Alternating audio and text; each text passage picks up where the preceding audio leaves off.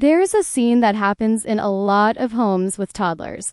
The morning is already running late, and you're just trying to put a completely normal shirt on your child. But the second the collar touches their head, they jerk away, pull hard, their face turns red, and they cry like you've done something terrible to them. So you try different pants. No. A different shirt. Still no. This one is itchy. That one feels weird. Another one is wrong too. And on some days, the whole thing ends with a toddler who would rather run around the house naked than wear anything at all. If you've never looked deeper, the easiest conclusion is that your child is being stubborn. They're resisting. They just don't want to cooperate. But psychology, especially sensory psychology and nervous system regulation, tells a very different story. Most adults explain this behavior in 3 familiar ways. 1. Toddlers hate being told what to do, so the second you ask them to get dressed, they push back. 2. They just like being naked because it feels fun and free. 3. This is just another power struggle, one of those classic toddler battles.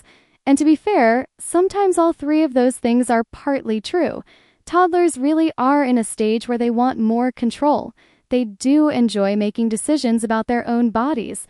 But the problem is that for some children, this goes far beyond a simple no. Some toddlers are not just resisting, they are genuinely distressed. And that's when we have to stop looking at the behavior as a personality battle and start looking at it as a sensory experience. In research on sensory overresponsivity, experts describe it as a strong, prolonged, or unusually intense reaction to sensory input that most other people would barely notice. And one of the most common examples is touch. Fabric, tags, seams, waistbands, socks, the feeling of clothing sitting on the skin. For some children, something that feels totally ordinary to you can be read by their nervous system as deeply irritated, overwhelming, or impossible to ignore. That means the shirt you think is completely fine may not feel fine at all to your toddler. And that may be the single most important idea in this whole video. Toddlers do not always refuse clothes because they want to win a fight with you. Sometimes they refuse because their body is telling them that this feels wrong. And when a child does not yet have the language to say, the seam in this sock is bothering me, or the tag is scratching my neck, or this fabric feels awful on my skin, what you get instead is not a clear explanation. You get crying, twisting away, throwing the clothes, pushing you off, or a toddler who absolutely refuses to wear anything at all. What makes this so confusing for parents is that from the outside, it looks exactly like defiance, but from the inside, it may feel more like this. Imagine someone forces you to wear a shirt made from a fabric you cannot stand, with a tag scratching the back of your neck all day, socks with seams digging into your toes, and then tells you it's not a big deal, just wear it. As an adult, you might grit your teeth and tolerate it. A toddler usually can't. They don't yet have the filter to tune out discomfort. They also don't have the self-control to say, I'll deal with this for now. If the sensation is strong enough, their whole nervous system may react as if something is truly wrong. And that's why battles over clothes are often not really about clothes. They're about what the child's body is feeling and who gets to control that body. Toddlers are already highly sensitive to autonomy. This is the stage where they are beginning to realize very strongly that their body belongs to them. They want to feed themselves, choose their own shoes, open the door, climb down alone, pick the cup, and decide what happens next. So if you add a layer of real sensory discomfort underneath that, getting dressed can easily turn into a perfect storm. The child feels out of control, physically uncomfortable, and pressured to cooperate right now. And this is where the science changes the way we see the whole thing. In clinical materials on sensory processing differences, these clothing struggles are not described as just quirky preferences. They can affect sleep, daily routines, leaving the house, participating in activities, and the child's ability to move through the day without constant friction. Some occupational therapy resources describe very familiar patterns. Children who hate tags, hate seams, refuse certain fabrics, insist on loose clothing or only tolerate tight layers, want to be naked at home, or melt down every time they have to get dressed. In other words, if your toddler is fine in some outfits but completely loses it in others, that is not imaginary. That can be a very real sensory experience.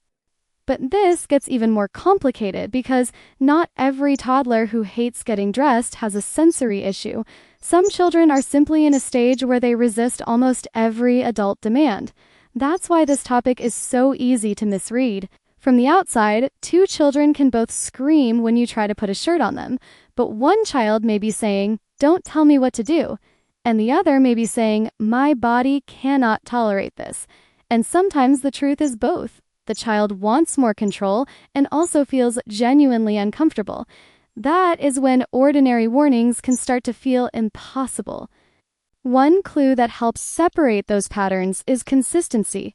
If the problem is mostly about independence, the resistance may rise and fall depending on mood, timing, transitions, and power struggles. But when sensory discomfort is playing a big role, you often see a strange kind of consistency. The same socks always cause tears. The same type of collar always gets pulled at. The same style of waistband is always a fight. The child may go through outfit after outfit until they finally find the one thing their body can accept. That pattern, where the child is not rejecting all clothing equally, but reacting strongly to very specific features, is often a sign that something real is happening in the sensory system. That's also why some of the most helpful solutions sound small but make a huge difference. Cutting out tags, turning socks inside out so seams don't press on the toes, choosing softer cotton, avoiding stiff fabrics or scratchy textures, letting the child choose between two acceptable outfits, giving them more time, using a soft, snug layer underneath if they prefer even pressure on their skin. These strategies do not come from the idea that children should never be upset. They come from a different idea entirely. If the nervous system is reading clothing as stress, then part of the solution is to reduce that stress at the source. So what is a toddler actually feeling when they refuse to wear clothes? A lot of the time, it is not, "I like fighting with you." It may be, "This feels wrong on my body. I can't handle this touching my skin. I want control over what happens to me. I'm already overloaded. Don't add one more thing. I don't have the words for this, so I can only protest." That is a completely different psychological picture from the simple assumption that the child is just being difficult.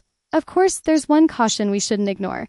Sensory differences can exist in many forms and at many levels, and they do not automatically mean something serious is wrong. But if getting dressed becomes a daily crisis, if it clearly affects leaving the house, school, play, sleep, or family stress, or if your child can only tolerate a very narrow range of clothing to the point that daily life becomes restricted, that is worth bringing up with a pediatrician or an occupational therapist. That does not mean your child definitely has a diagnosis. It simply means that if a sensory experience is seriously affecting how they move through the day, support is often easier and more helpful when it comes sooner. So, your next time a toddler cries, pulls their shirt back off, refuses their pants, or insists on running around the house with nothing on, try to remember that you may not just be looking at stubbornness. You may be looking at a very small nervous system trying to protect itself from a sensation you cannot feel.